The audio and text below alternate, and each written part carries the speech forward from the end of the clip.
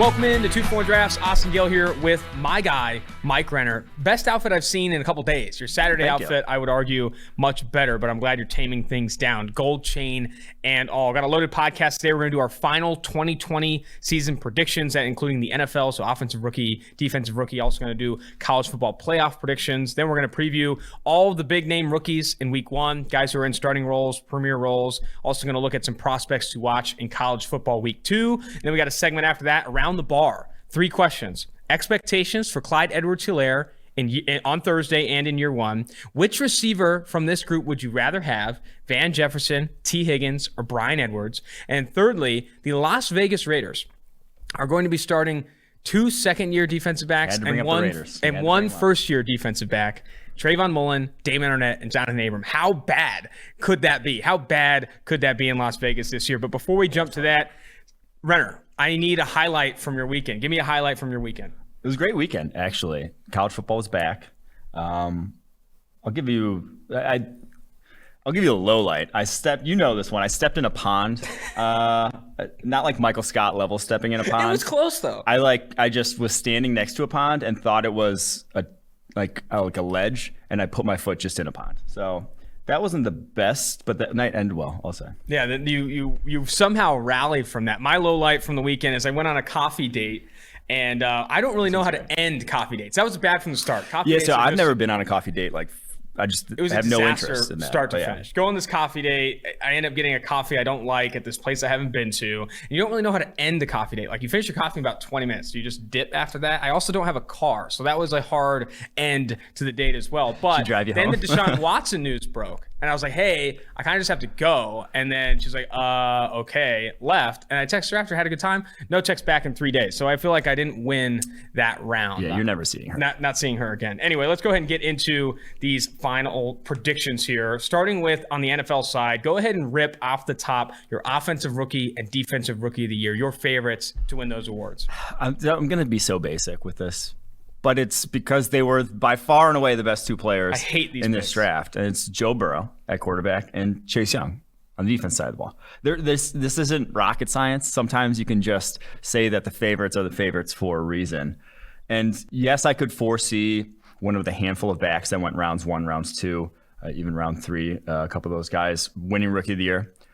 But to me, it's Joe Burrow's to lose. He has all the weapons to do it. They're going to be behind in a lot of games with that defense. He's going to throw a lot. He's going to put up some nice stats. So I'm going to go with Joe Burrow on the offensive side. And then defense side's like Chase Young is far and away. If you're picking anyone else, you're pulling a goddamn name out of a hat at that point, because Chase Young is the only one who is really legitimately looks like he should hit the ground running. I want to play devil's advocate for both of these, but I don't have an argument against the Chase Young one. For Joe Burrow, the only argument I have against that is, one, the offensive line still isn't good, and the weapons, there's some question marks with their weapons. AJ Green needs to stay healthy. John Ross needs to stay healthy. T. Higgins is a rookie. And also, in addition to that, I think the path to success for rookies this year is so much harder for quarterbacks than it is for other positions like running back. Clyde Edwards-Helaire would be my counter. That's who I have as my favorite for offensive rookie of the year, because the path to success for Clyde Edwards-Helaire is so easy. I mean, he's working with the best team in football. He's on a super team. He's going to get next to no attention. Tyreek Hill, Sammy Watkins, Travis Kelce, Mecole Hardman, Patrick Mahomes. So many other people are going to get attention in that offense that he just has to be on the football field to rack up stats, touchdown numbers, and yards numbers. I think we're going to preview him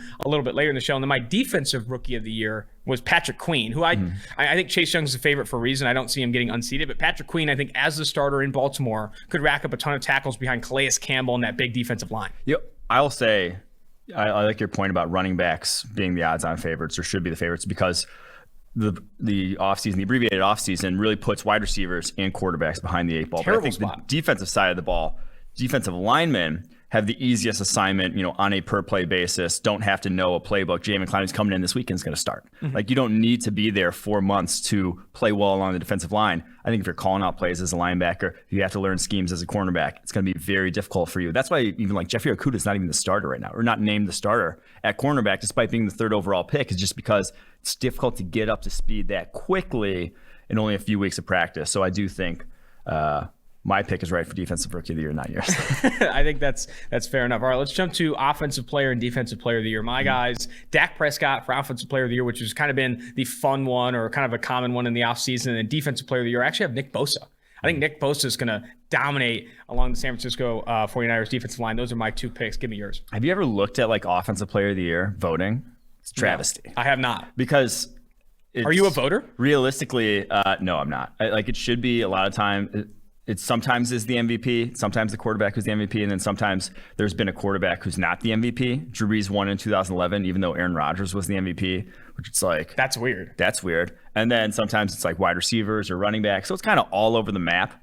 I'm going to go with Devontae Adams with that in mind, because I do think Aaron Rodgers throws touchdowns in the red zone to wide receivers. Like that has been his MO. That's why guys like James Jones have led the league in touchdowns with the Green Bay Packers. Jordy Nelson led the league in touchdowns for years in his career. I think that's Devontae Adams this year. If he plays a full season healthy, missed a handful of games last year, would have had a monster season. Plays a full season, 15 or so touchdowns, 1,600 yards. I think he's shooing for OPOY at that. OPOY. I just don't think the Green Bay Packers are going to get into the red zone a ton this year. I think that offense has taken a bit of a step back this year with the commitment to A.J. Dillon and his quads. I disagree. They just lost Brian Bulaga, the only guy, and then he was dinged up. But how much is the philosophy change going to impact this Green Bay Packers? I think it's good. I think it's not going to be worse. They weren't good. They weren't a good offense last year, so I think it can only get better. All right, your defensive player of the year candidate. I mean, I could go chalk and be Aaron Donald once again, whatever. Even though he's kind of trending down of late. Aaron Donald's not in the best of graces on the timeline. Defensive though, I'm going to go with Myles Garrett. I think he has something to prove. He's a tear. He's a little pissed off. Oh, yeah. As pissed off as Myles Garrett. Probably not as pissed off as he was in the moment, but I think he's a little mad still. And a motivated Myles Garrett is a scary thought, because that dude's he is athletically on the freakishness of an Aaron Donald. Like he has that level of performance in him. I think we're going to see it this year. All right, MVP choices. I put Dak Prescott. He won Offensive Player of the Year and MVP in my predictions. He didn't go off that wacky spectrum, but you have a different pick. I'm going to go with Drew Brees, and I'm going to say it's because more of a lifetime achievement MVP. If he's even close, they almost gave that to him a couple years ago, but then Mahomes was just so far and away. Yeah. I think if it's a debate this year, people are going to say he's never won one. He got that Offensive Player of the Year in 2011 when Rodgers won the MVP. What were we thinking? I'm going to go Drew Brees. If I think he's in the conversation, they're going to be like 14-2. That team is a fucking powerhouse right now. And if his arm doesn't fall off in the playoffs again, I have them as a Super Bowl pick. But I do think Drew Brees gets his MVP. You also picked Mickey Loomis as your executive of the year. Talk to me about that. Well, I mean, he built the best roster in the NFL. There's not a debate about it. Like, it is the best roster in the NFL. He did it with a little bit of cap magic and a lot of pushing some cap hits into the future, and maybe a 2021 season that's going to be a nightmare in New Orleans. But if it comes with a Super Bowl, that's how you win Executive of the Year, in my opinion. I do think that he did a masterful job of assembling this roster, even if it did take some short-sightedness. You know who my pick is? Jerry Jones. I think Jerry Jones, if the Dallas Cowboys do what a lot of people are expecting them to do this year with Mike McCarthy and company, with CeeDee Lamb in a feature role, Trayvon Diggs potentially starting, Neville Gallimore in the third round, and extending Jalen Smith, Ezekiel Elliott, Dak Prescott handling that situation. I think if the Dallas Cowboys can go the distance, I'm talking NFC Championship even, get into the Super Bowl, I think I could see Jerry Jones looking into it. Wouldn't it be Stephen Jones? Like, do owners win Executive of the Year? Maybe they don't, but he has such a big hand in it. Yeah, I mean, he does. He is like, maybe Stephen Jones is probably the better pick. But yeah, I think he technically has the position of... Okay, well, Stephen Jones. But Jerry Jones is the puppet master over there. So it'd be by association, Jerry Jones. All right, pick... So you're all in on the Cowboys. I'm all in on the Cowboys. Dak Prescott, I mean, you kind of have to... These are correlated in a lot of ways. So if you're making predictions, you're going to... And they did make some nice moves, even though they lost Byron Jones. Like, bringing in what they brought on the defensive line, Everson Griffin, Alden Smith, that could be a really good defensive line. Like, I'm not saying it also could be worse than they had last year when they had Robert Quinn, but I think to maneuver the cap the way they did and to get that, even though it took maneuvering the cap because they still paid Ezekiel Elliott a ton of money, I still think it was a good offseason for them. It's all on Dak. How they were Dak, at the beginning Mike of the McCarthy, and that offense. If they can live up to expectation and put up points as we expect, I think they can be really, really good because the defense doesn't have to be that good to be common in the NFL. Like looking at the Chiefs, the Chiefs were what? Top 10 defense last year, top 15, but they put up a ton of points. I think the Dallas Cowboys need to follow that with the weapons they have. Amari Cooper, Michael Gallup, people like Blake Jarwin in camp, Dak Prescott. I mean, Tony Pollard and Ezekiel Elliott is a decent two-headed monster, and the offensive line is up there with the best in football. Put up the points to prove it, attack explosive plays. And I think Jerry Jones, Stephen Jones, whoever may be, Executive of the Year. College football playoff predictions now. You went pretty basic with this one as well, but I like your fourth pick. Clemson, Alabama. That one just because of how high people are on them right now, they could lose a game. I think they're still going to be in the college football playoff, and also because we lost like half the teams that could feasibly be in the college football playoff.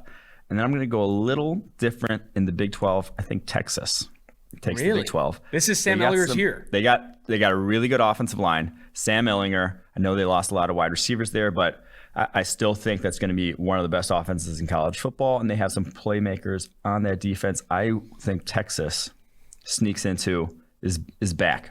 I think they're sneakily back. I think they might sneak into the playoffs. And then I'm going to go UCF because if a team, like I said, with Pac-12 and Big 12 not playing, if a team runs the table in a Group of 5 conference, I think this is the year they're going to win. Not the University of Cincinnati Bearcats. Not our Bearcats in the AAC. They're not my Bearcats. You don't believe in Desmond Ridder. I believe in Dylan Gabriel far more than I believe in Desmond Ridder. And they got a super fast running back in Greg McCray. And they got Richie Grant. Greg McCray. I forgot he's still on that team. Safety, we were talking about him last year. Yes. And Richie Grant, safety on the back end, playmaker.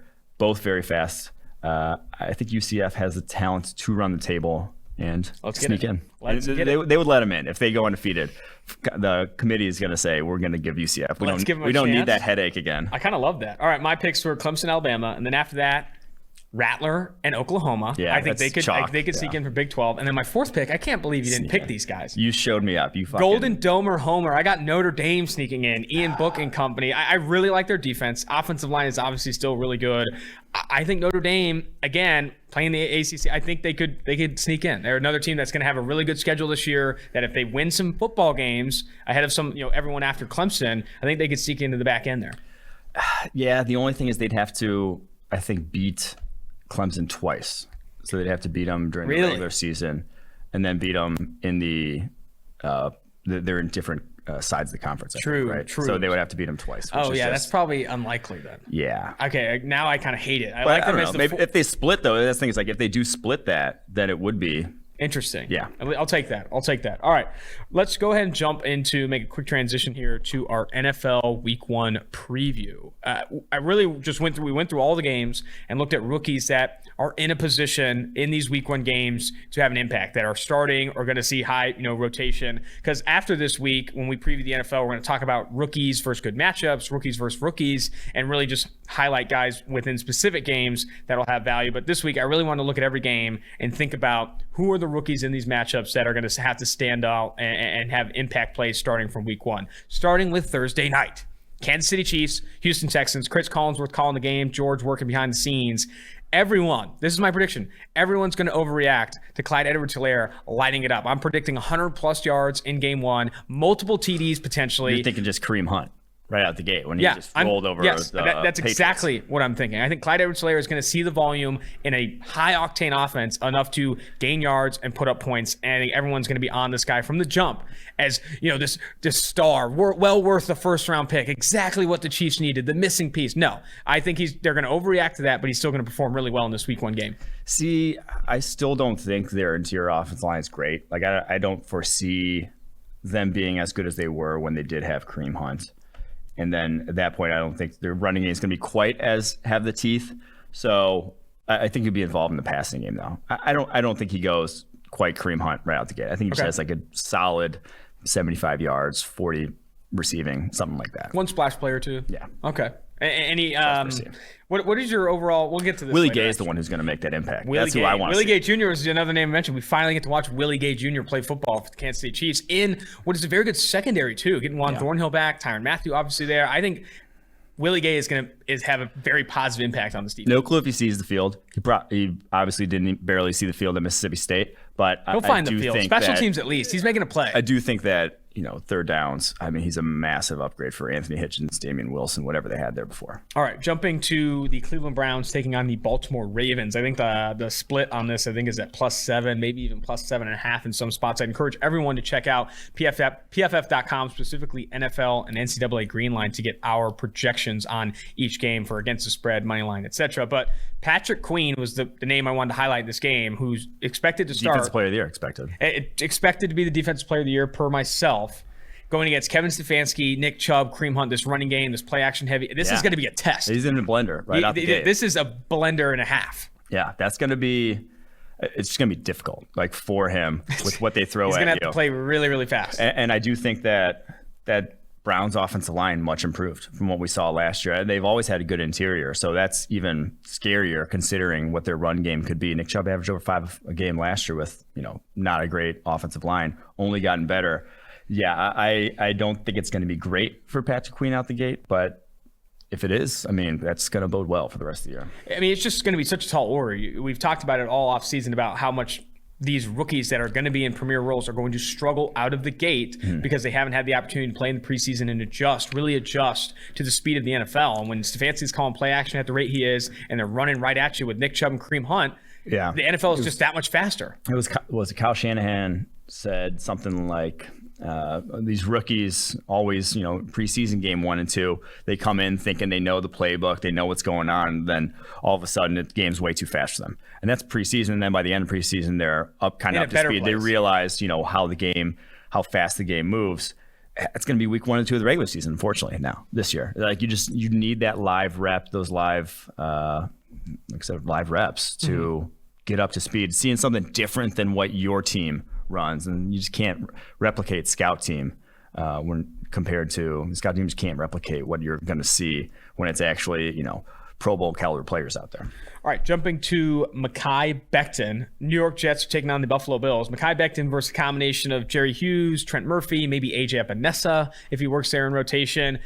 I'd be really interested to see Mekhi Becton exceed expectations in this game. Jerry Hughes is a strong nice defender. I think this is a good test. It's not Myles Garrett, Khalil Mack, someone who could just pants him in week 1, but these are good NFL edge defenders, 2 guys that have been around the league for a while. If Mekhi Becton can come out of this with 1-2 pressures allowed, really exceed what we thought of him coming out of Louisville, I think it would be a really encouraging sign for a New York Jets team that's not going to look good this year. Like, the New York Jets aren't going to be good in 2020, regardless of the step that Sam Darnold takes. The offense doesn't have enough weapons. Defensively, they're pretty dismantled. However, if Mekhi Becton can look the part out of the gate against this trio, I'd be really encouraged if I was a New York Jets fan. And the thing is, Jerry Hughes throws something at him that you don't see much in college. He's a guy that can get to the edge and then bend the edge. Like a guy who is really going to test how quickly you can get depth in your stance, how much can you defend that outside move. And so, like I said, that's something you just don't see much in college. There aren't a lot of athletes. There aren't a lot of guys athletic enough to really force your hand as an offensive tackle. So right out the gate, we're going to see, is he ready to deal with something like that? Because I don't think he saw, like I said, I don't think he saw a bunch of that at Louisville last year. It's going to be like Hughes lines up over left tackle. So it's going to be him the most of the game.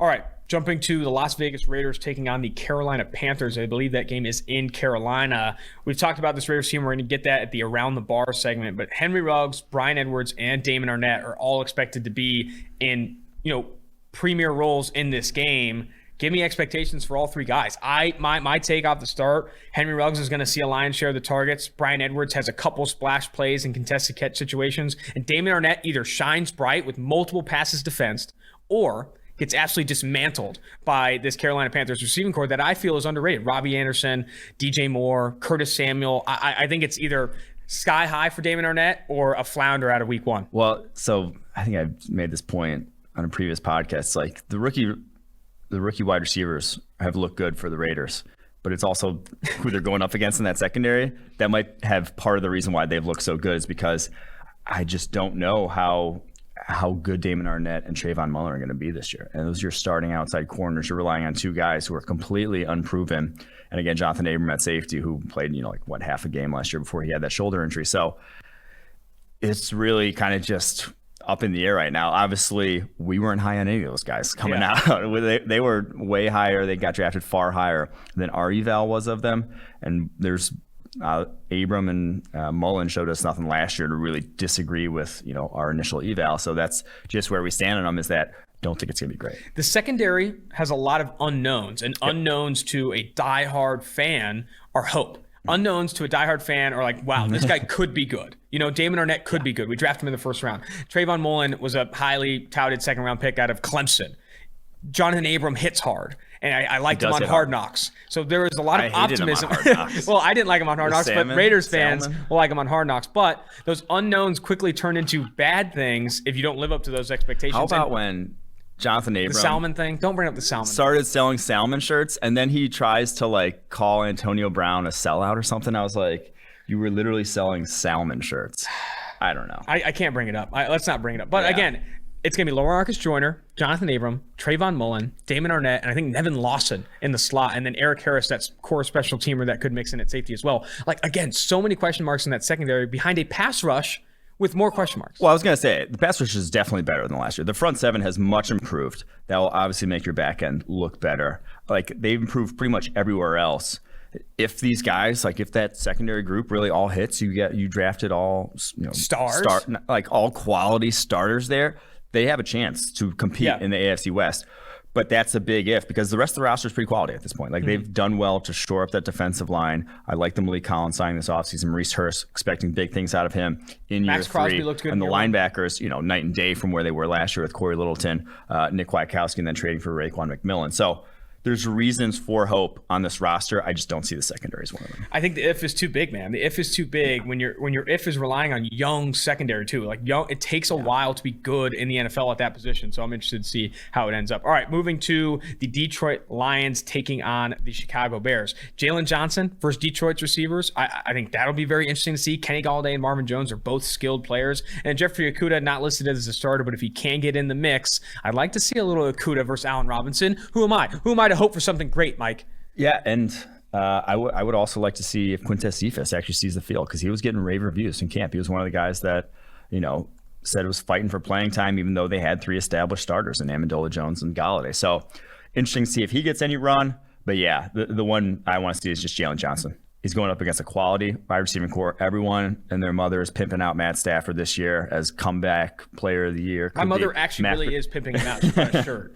And so if Jalen Johnson, he was my pick for the highest graded rookie corner. I think he's going to hit the ground running. Hit the ground running against Kenny Galladay and Marvin Jones. That's going to be tough. If he comes out, handful of PBUs, and doesn't give up explosive plays, I could get on board. My favorite topic on today's show, Indy versus Jax. Who is James Robinson, the starting running back in Jacksonville, out of Illinois State, right? Yeah. Or something along those lines. He's an absolute unit. The guy is like 5'8", 220 something. Oh, man. He's squat. He is. Hell, he had like almost a 40-inch vertical at the combine, but he's not fast. He's like a 4'6" something guy. But he's going to churn, a few yards out of... they got a lot of plotters in that. They kind of do. Raquel Armstead, Devine Ezigbo, big-ass dude. Those are all... James Williams, like no change of pace back, like all the same pace. Well, Chris Thompson can be that change of pace depending if he can stay healthy for more than a few games. That Jacksonville backfield, everyone's talking about who do we take now that Leonard Fournette's gone in fantasy. I wouldn't touch that. I would say none of that. They're not going to be in the red zone a lot. They're going to be cycling through backs, and the offensive line isn't all that great. I would steer clear of the Jacksonville Jaguars offensive or backfield. All right, jumping to Minnesota Vikings taking on the Green Bay Packers.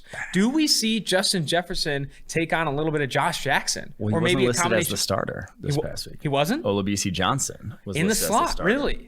Well. And they don't run a lot of 3 wide, so interesting to see what actually happens there. Now, that might just be, gamesmanship, whatever. He was their first-round pick, and Olabisi Johnson was a 7th rounder who wasn't very good last year. So I don't know exactly what to make of that, but that is where they did list that unofficial depth chart did say. Interesting. So maybe a bigger question or a bigger thing to watch will be Minnesota's rookie cornerbacks getting into action. Yeah. Because Jeff Gladney has had some work in the slot. I think they played Cameron Dantzler a ton in camp. Do we see them take on Devontae Adams and company, or are you looking for that as a potential matchup to watch? Yeah, I do want to see. I just want to see how both the corners and the wide receiver and Justin Jefferson does shake out in terms of playing time there. Are those guys going to step in right away, or is it just going to be Holton Hill and Mike Hughes on the outside saying basically they're not up to speed yet early, which Mike Zimmer doesn't sugarcoat it with his rookies. Just because you're a first rounder doesn't mean you're getting thrown out there, and just doesn't. You have to earn your spot in that secondary. So I respect. Yeah, it doesn't bend over backwards to those guys. So they may not play. Miami Dolphins taking on the New England Patriots. Biggest thing that stands out to me, you mentioned this, I think, on the previous pod or a 2-minute drill, whatever it was. This Miami Dolphins offensive line is bad. So bad. They're going to be potentially starting 2 rookies in Solomon Kinley and Austin Jackson. Yeah. That is a huge concern for me. I think there's a reason Ryan Fitzpatrick is starting. It's because you don't want Tua Tagovailoa to suffer another catastrophic injury to his other hip. Outside of the disastrous offensive line, Austin Jackson, USC offensive tackle, we weren't super high on coming out, that largely got drafted in the first round for his tools. I still think as high as the Dolphins were on him, there's no way they think this kid will hit the ground running. The biggest flaw from every draft analyst for him was that he was raw and still needed to get a lot better, still very young. So starting him out of the gate will be interesting. The name I actually care about that I want to see have success early on, Noah Igbenogany, the Auburn cornerback, potentially starting in the slot inside of Xavier Howard and Byron Jones if Xavier can get off the COVID list in time. Yeah, that secondary is going to be exciting for the Dolphins. I'm stoked. Very talented. Legitimately stoked. Cornerback group. I mean, they paid a lot I almost for bought it, a flight to South Beach this morning. It's also going to be very interesting. But on the flip side, as good as I think that secondary perform, I think this offensive line is the worst one in the NFL.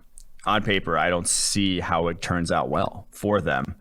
The only thing they have going for them is that Ryan Fitzpatrick's fairly good at not getting himself killed. So that's why he's still in the league after 40 years. That's about all they have. I think the Patriots win this one handily, and I think you see a lot of concerns with the Dolphins' offensive line. Hopefully you see some bright spots from Noah Igbenogany, but again, this Dolphins team is not competing for a Super Bowl in 2020, guys. I apologize. This isn't their year, but I think you want to see your rookies progress, take this experience, and learn from it and win with it in 2021. All right, next game here. Philadelphia Eagles taking on the Washington football team. Chase Young, your Defensive Player of the Year candidate, has a great test. Lane Johnson, Jason Peters, if he blows it up, 5+ pressures in week 1, and I'm grabbing the Hall of Fame jacket, going full Chad Ochocinco on the sidelines, because this is a really good test for a guy who had no preseason at all, taking on two very good offensive tackles in the NFL. Yeah, I'm excited for this one. It'll just give us kind of where he's at. And like you said, if he comes out... It'll tell you where Jason Peters is at, too. If he comes out and looks like, I don't know, the Chase Young we saw last year to any degree, it's going to be scary. It's going to be Chase Young's league for the next decade then at that point, because if he's doing that to 2 quality tackles like Peters and Johnson, he's going to do it to everyone. I wanted to highlight the Eagles receivers. Jalen Reagor, though, probably not healthy enough to suit up for this game. Yep. But J.J. Arcega-Whiteside, another opportunity against a Washington football team secondary. He's their number 1 receiver right not now, all that great. I'd love to see J-Jaw rip it up, just for the boys, just for the brand. We need a J-Jaw week 1 dominator. I want the DFS community getting into it. I want everybody. Your reputation to guys in that one. We need it pretty hot. We need an Arcega-Whiteside blow up in week 1. Just give it to me. All right, next game here. This one I think it starts in the 4 o'clock slate on Sunday. Should be a must-watch for a lot of people, because I think there's a lot of fun storylines between these two teams, despite neither of them really being Super Bowl contenders. Joe Burrow versus the Los Angeles Chargers defense. We get first look at Joe Burrow in the NFL. Also, first look at the Chargers defense without Derwin James, but adding Chris Harris Jr., Joey Bosa, Melvin Ingram. This is a test. Joe Burrow, I was talking to someone with the Inquirer recently, Cincinnati Inquirer, and they're saying, are we predicting a week 1 win for Joe Burrow? And I said, it could be a lot like the Clemson game from this past year, where it kind of started slow. They threw a lot at him, wasn't getting into a rhythm, but by the back end of the first quarter, second quarter, started to find it. I think if he gets comfortable before the first half ends and can really get into a rhythm against this Chargers defense, I think the Cincinnati Bengals win in week 1. Ooh, it's going to be tough. I'm going to say, I don't think this is not the team you light up. No one's going to really light up this defense. Even without Derwin James, it's a damn good secondary and a very potent defensive line and edge rushing group. So in that perspective, I would temper expectations week 1. But I do think the Bengals could very well win this game. Like, the Chargers don't have much going for them offensively either. The offensive line's still pretty rough. They're starting. They got new faces Taylor on offense too. Yeah, so I don't think this is a lock for the Chargers by any means, but it'll be fun to see what Joe Burrow can do. I'll just say. Man, and that Bengals offensive line, we've talked about it ad nauseum, but he is going to be under pressure more than he was at LSU. How he reacts to that, how he keeps a cool head will be interesting to watch. All right, next game here. Tampa Bay Buccaneers versus New Orleans Saints. 2 things I wanted to highlight. Tristan Wirfs and Cesar Ruiz, 2 rookie offensive linemen expected to start in this game. What are your expectations for those 2?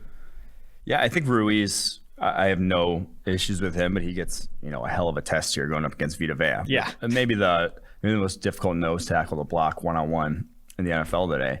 So that'll be fun to watch. But I think he's going to have a very good rookie season, just the way Eric McCoy did last year. I think it's going to be very similar. He gets Vea, Sue. It'll be tough for him. So I do think that'll be a nice litmus test. But Tristan Wirfs gets an even tougher matchup going against Cameron Jordan all day long. Yikes. That's what he kind of struggled against last year too. It wasn't it was the bullies. This guy, you think it's this guy who, freakish weightlifting numbers.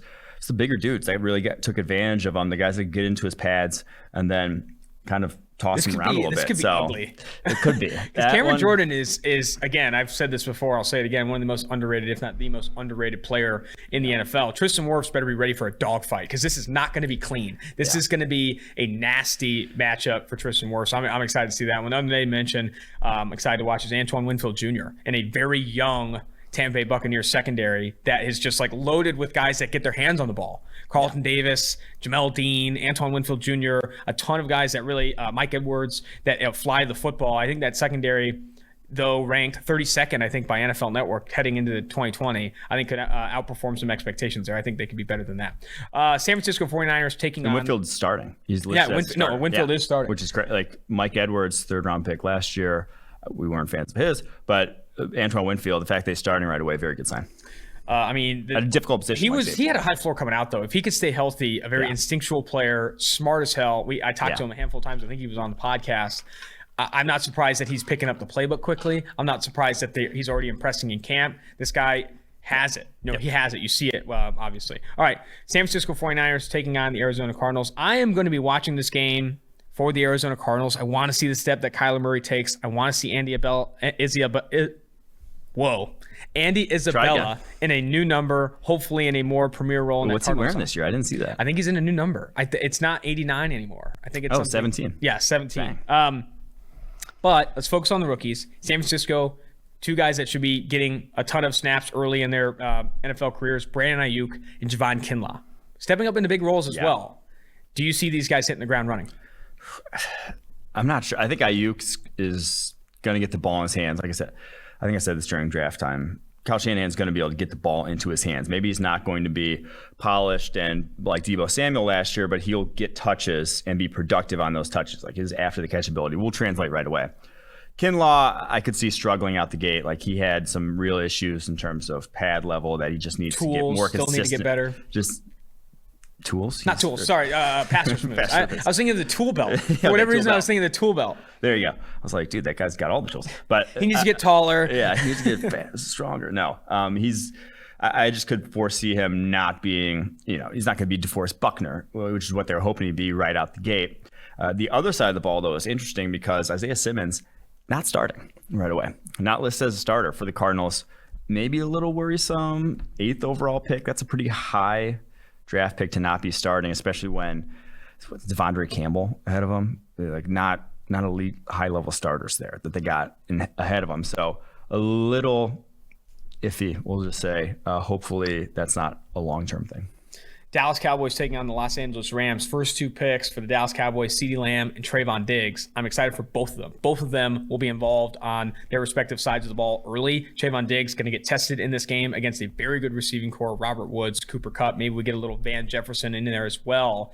Those guys need to step up. Again, I think a key piece to my Stephen Jones Executive of the Year prediction, Dak Prescott winning the MVP, is those two guys, and even including Neville Gallimore to step in place of Malik Collins, need to show up. They were highly regarded picks. They were drafted highly in the 2020 draft. If they show up and perform at or exceed expectations, this Dallas Cowboys team just gets that much better and becomes that much more legit as a Super Bowl contender in 2020. When you knock a draft class really out the park year one, that's how you go from an 8-8 team that's how you become to the Saints. 13-3. That's how you become the Saints. So you just knock a draft class out where it's just like game changer at multiple valuable positions. This has the potential to be that.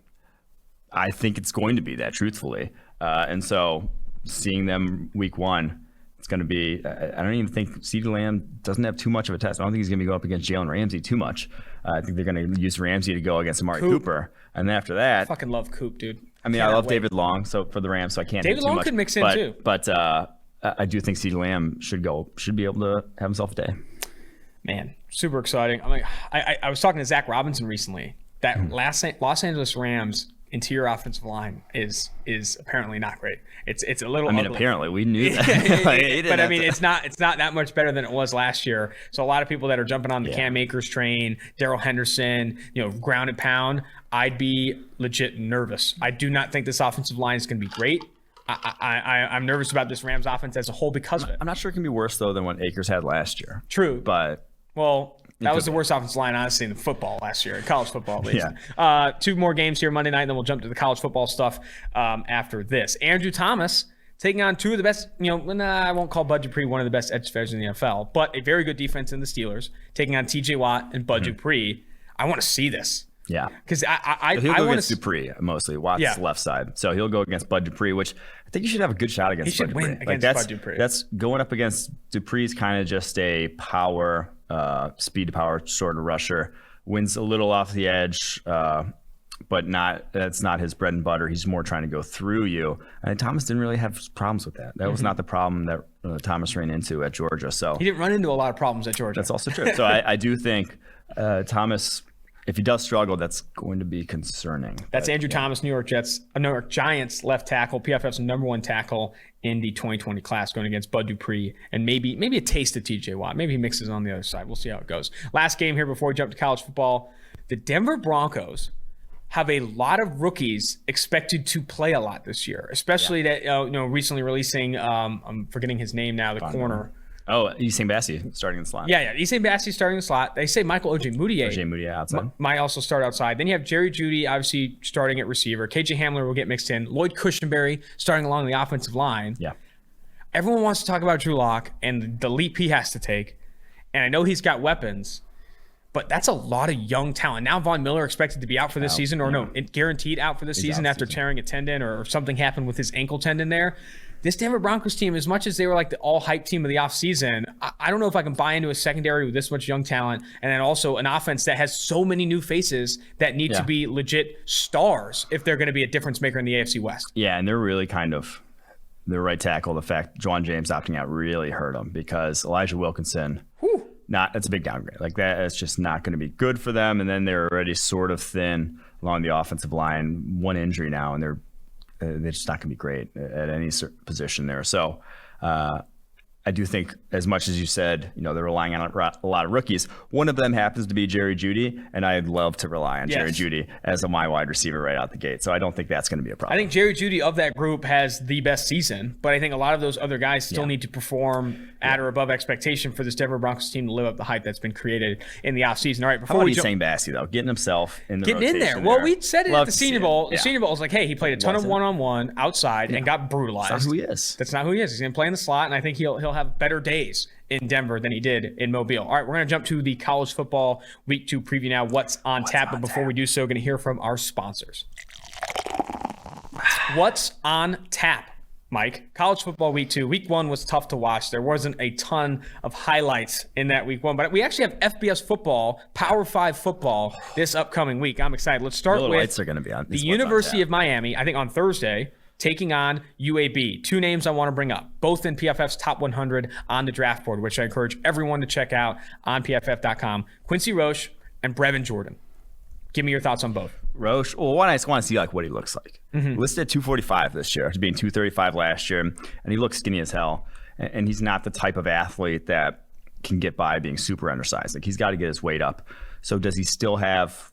Did he add some explosiveness to his game with that muscle, or is he a 245 like, the Ja'Kai Polite was at the combine, where it just looks like he's hanging from all the wrong places? So that I want to see, and he's going to feel right back at home going up against UAB. We kept saying, what's he going to do against better tackles? Well, he's not facing one this week. He's probably just going to rack up like a double-digit pressure game, because that's what he did on the reg last year. So excited to see what he has. And then Brevin Jordan, another guy. How big did he get? Like, he was a glorified running back last year playing tight end. He was just he's a monster. Not close to tight end size. Can he get his weight up? He just needs to get probably the mid 240s to realistically, like, he could be like a Josiah DeGuara. People could see him in that role. But if he wants to be, like, I think he would want to be with his athleticism, a first, second round type of tight end, that's not a role that's going to get you drafted in the first, second round. So he has to prove, I can inline block, or even come somewhat close to it this upcoming season. It won't be much of a test going against UAB, but it'll be nice to see both of those guys and how they've adjusted their frames over the offseason for sure. It's a damn shame that a friend of the pod won't be in this game, in Gregory Rousseau, but he had high praise for Quincy Roche, and I think we're going to see that high praise come to results this upcoming Thursday. This might be my favorite game of the weekend, Mike. UNC versus Syracuse, baby. It's not even going to be a game, but like prospect-wise. I know. I'm so excited to watch these guys, though. Yeah. You got Andre Cisco playing the rover role now. You got Trill Williams playing free safety on the Syracuse side. Both those guys take a ton of risks. They freelance all the time, and risks lead to either big plays or bad plays, and I'm excited to see both of them, to be honest. And on the other side of the ball, we got my boy Chaz and Daz.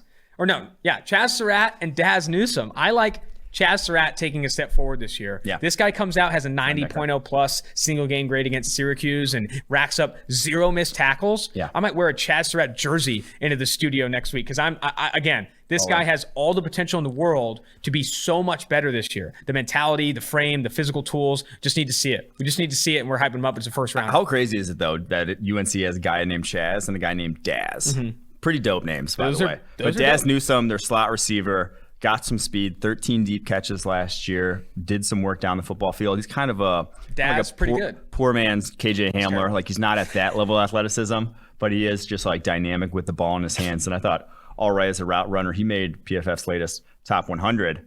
That's on the website right now if you want to go check it out. Diami Brown, also a wide receiver prospect for UNC. Legit guy. And if you want to watch for 2022, Sam Howell obviously will be in that top quarterback conversation when it gets to that UNC starting QB.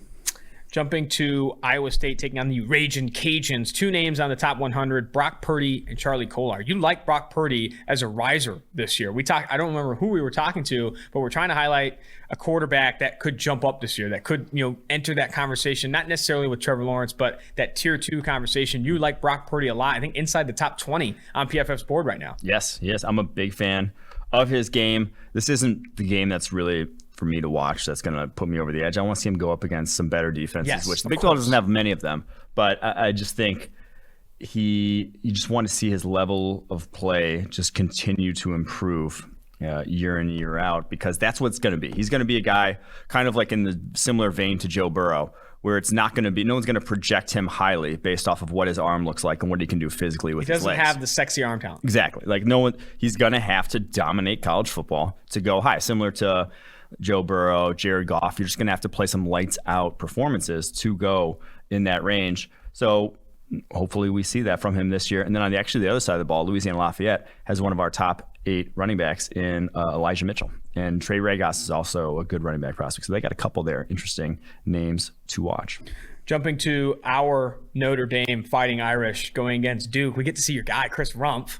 Will he see snaps against Eichenberg? Yeah, probably. I mean, he moves up everywhere. Yeah. I just want to see him play like a full game, though, now. Yeah, I don't know what they were doing with him last year, kind of just like in and out, playing him everywhere. But they don't have much else in the way Duke. Like, it's like you're not Alabama where you can afford to play this guy 400 snaps. He is your best player by far. Don't take him off the field. Chris Rumph, so the Duke edge defender going against Liam Eichenberg, the offensive tackle for Notre Dame. That is definitely both those guys. Both top 50 players. Both in PFF's top 50, and both should be a really fun matchup to watch. The other guy, the Joker, Jeremiah Owusu-Koramoah, is going to be a stud. I am excited to watch him. Number 6 for Notre Dame, 6'2", 215, played over 680 snaps this past year, earned a 76.2 PFF grade. If you're not looking at that matchup between Rumph and Eichenberg, on the opposite side of the ball, Joker for Notre Dame is another name. And that safety. He's also not draft eligible. Fake ID. He's Kyle Hamilton. Oh, man, that guy's fun. Isaiah Simmons 2.0. This is the reason why I got him in the 4, Mike, in the 4 slot in the college football playoff. I think this defense is good. If Ian Book can take a page out of Burrow's book and be a little bit better this year, I think we could see something. See, I didn't want you to hammer me for being a homer, but I'm changing my pick. UCF's going to be Notre Dame now. It's going to be Notre Dame. It's going to be in college football playoff. Put the Golden Dome on.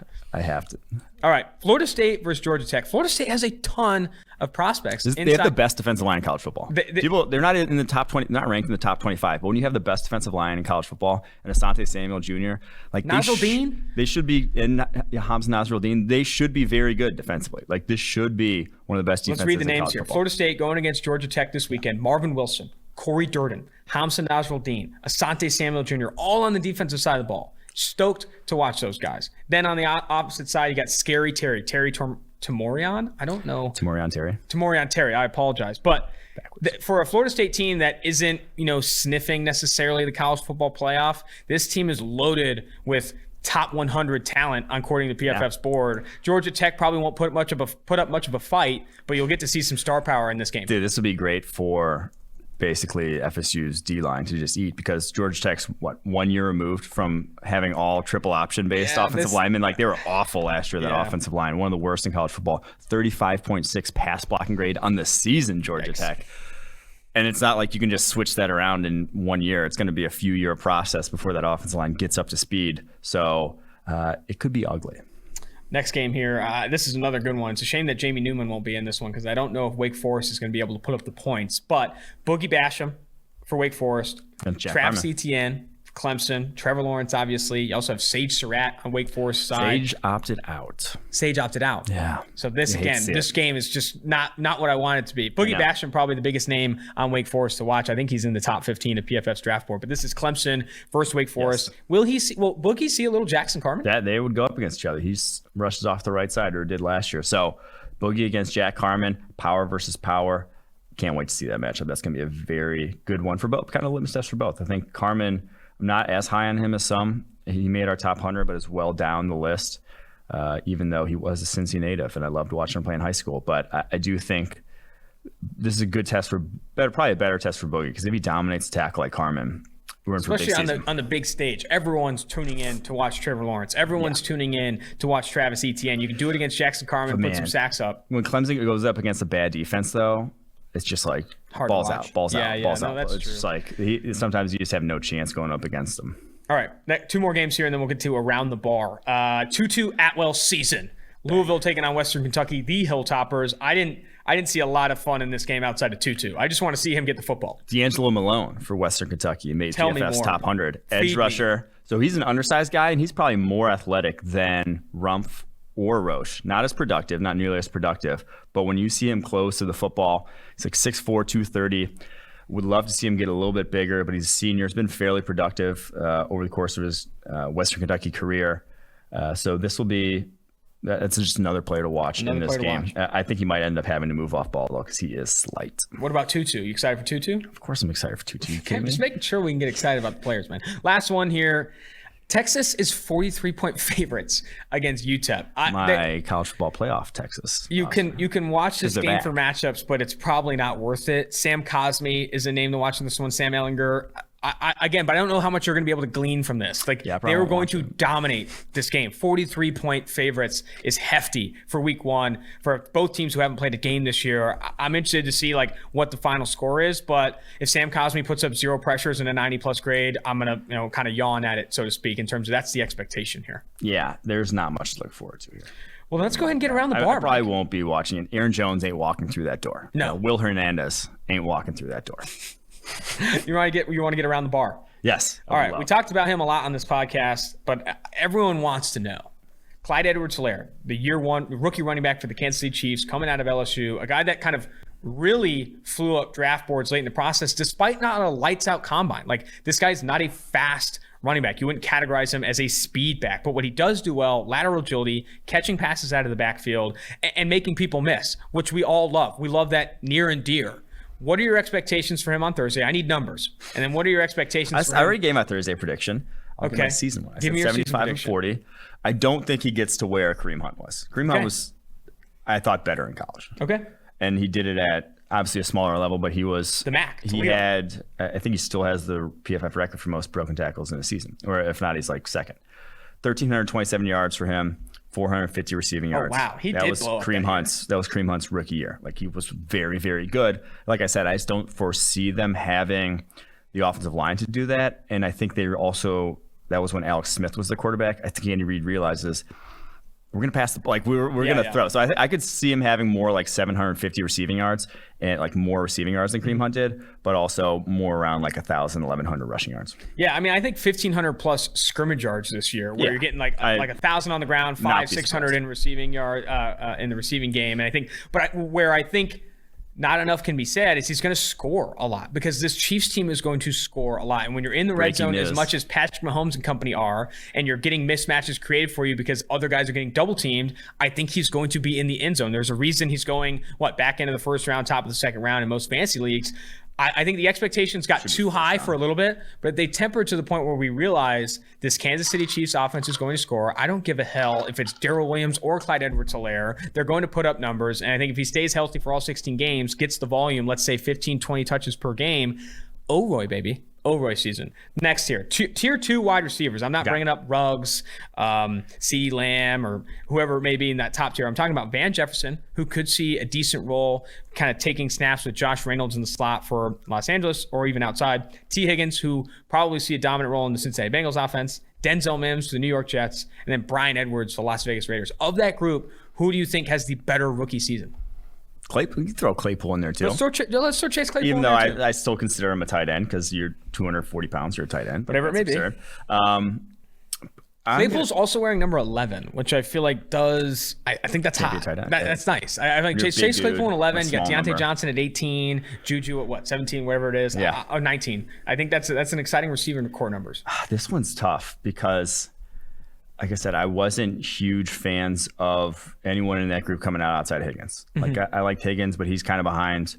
He has the toughest path to the field at this point in terms of just like they have 3 established starters ahead of him. So I'm going to go with, of that group, I'm going to go with Van Jefferson. Damn, that was my pick too. I think Van Jefferson has a productive year because I think that offense is set up for what he does well. If you watched him in Hard Knocks when Jalen Ramsey was talking about, you're stuttering too much in your releases or whatever, when he was going one-on-one, that's not going to be with like as many bunch sets as they run. You don't have to get those clean releases off the line of scrimmage. You don't have to have guys get their hands on you as much. And that's what I worried about him. He's just a very skinny guy, and he's not going to get much bigger at this point. He's already 24 years old. Like, that is who he is. He's skinny. And he has the skill, but not the shake. And he's not especially explosive. He's fast, but I don't think particularly explosive. So, but I do think in that offense, with the role he's going to be in, he's not going to be asked to get open one-on-one on his own. He's going to kind of be given space to work. And once he has space, I think that's when he's very good at manipulating defenders, setting up his routes. So I do think in that offense, very well suited for him. I could foresee him putting up a good rookie season. I mean, I could have said it better myself. Van was my pick as well. Receivers coach is his dad's a receivers coach. Yeah. We talked about him a ton in the pre-draft process about doing the little things well. And I think in the Rams offense with Sean McVay pulling the strings, doing the little things well is enough. Yeah. You're going to get the football and you're going to be productive. I am looking forward to who I'm looking forward to seeing the most though out of this group is Bryan Edwards. Because like I said, I wasn't super high on him coming out. But a lot of other people were. We had him a 4th round. So like, as much as I wasn't super high on him, he went in the 3rd, went in the mid-3rd. So we were only like a round later than where he went. But at the same time, it was another situation that was just difficult to evaluate the talent with what he was asked to do, the routes they ran, and how bad the quarterback was there. So I trust that the rave reviews coming out of camp, like he is probably impressing. I just want to see what he's doing that's impressing. And week 1, we'll get that opportunity. All righty then. Lastly here, when we talked about the Las Vegas Raiders young secondary, what I want to know of this group, who is the best? Who performs the best of this group? Trayvon Mullen, Damon Arnett, Jonathan Abram. First and second year guys. Who has the best season in Las Vegas? God, you're putting me on the spot with that one. I'll actually go with Damon Arnett out of that one. Even though I did not care for that pick, I still was higher on him than I was Trayvon Mullen coming out. And I think the scheme that he ran there was NFL ready, and he attacks the catch points, a physical guy. Had a lot of PBUs last year. I think he probably will be the best of that group. But man, I don't like this group. I don't think the only thing saving them from not really getting torched this year is that Phillip Rivers left. Like if they had to go up against Drew Lock and those Broncos wide receivers, obviously the Chiefs, and then Phillip Rivers and the Chargers wide receivers 6 times a year, it would have gotten ugly. I think Jonathan Abram has a really good year this year, playing in the box. Playing the run. I think he's gonna earn high run defense grades. He just needs to stay healthy. The guy's an animal. I think he's gonna ultimately stay healthy. He's gonna ultimately have a lot of plays on the football. And I think he tackles well, whatever it may be. I think in coverage, suspect, going against these top tight ends in the NFL, but I think he'll play well against the run, maybe earn up the highest grade. I don't think he gives up as many explosive plays as Damon Arnett and Trayvon Mullen. That's gonna do it for the Wednesday edition of 2-for-1 Drafts, the final podcast before the 2020 NFL season. We're going to jump to 2 podcasts per week. Next week, I encourage everyone to rate and review the podcast. It helps us. It keeps the checks coming. It keeps bacon on the table. It keeps that gold chain Mike's wearing, if you're watching on YouTube, around his neck. Definitely encourage you to rate and review the podcast. But until next time, Austin Gayle and Mike Renner, 2-for-1 Drafts. You want to get rid of me and get back to more great PFF YouTube content? All you have to do is push that button right there and subscribe. Thanks for watching.